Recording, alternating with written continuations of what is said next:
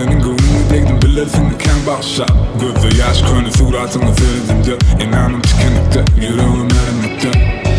Bana gereken dünya inni yanımda olmasam günü gereken. Yüzü bilmezsem elimden geç baryan benim canımdan.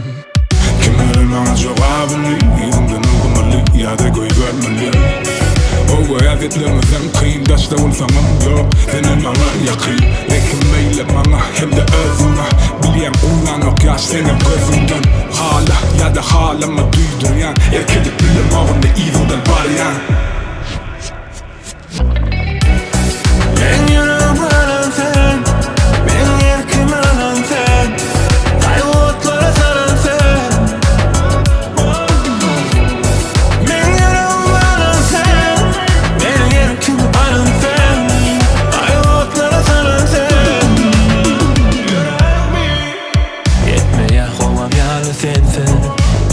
Dünyam bari sensin. Aytsana adam var mı kimsin? Beni bağışla. Sensiz öğrencim der mi? Başka kıydı kırdıcım der mi? Dinle sana çağrın